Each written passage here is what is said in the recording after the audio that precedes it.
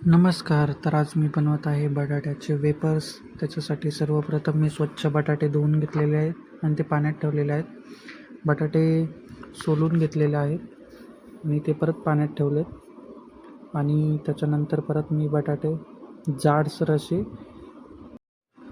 पाडून घेतलेले आहेत. वेफर्स असे जाड ठेवले की छान फुलतात आणि तळले जातात.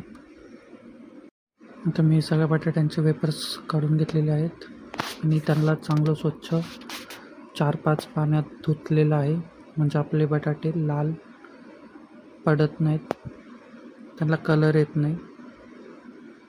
त्याच्यानंतर मी परत एकदा स्वच्छ पाण्यात रात्रभर भिजत ठेवलेले आहे. त्याच्यामध्ये थोडीशी तुरटी फिरवलेली आहे, जेणेकरून आपले बटाटे आपले वेफर्स स्वच्छ पांढरे शुभ्र होतील.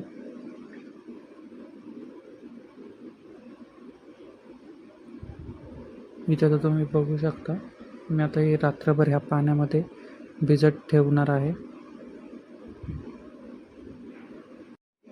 तर रात्रभर भिजवल्यानंतर आपले बटाट्याचे वेफर्स एकदम पांढरे शुभ्र आहेत.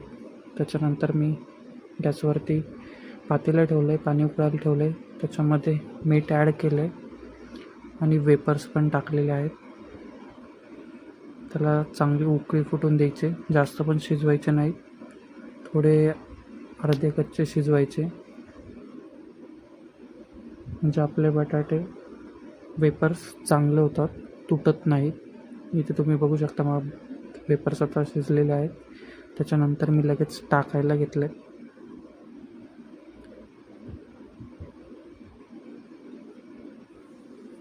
पटापट असे सगळे गरम असतानाच टाकून घेतलेले आहेत. इथे तर तुम्ही बघू शकता एकदम पांढरे शुभ्र आपले वेफर्स तयार आहेत. आता त्याला तेलामध्ये चांगले तळून घेतले. तुम्ही बघू शकता किती छान असे फुललेत ते आणि एकदम खायला कुरकुरीत आणि चविष्ट. व्हिडिओ आवडला असेल तर नक्की लाईक, शेअर, सबस्क्राईब करा.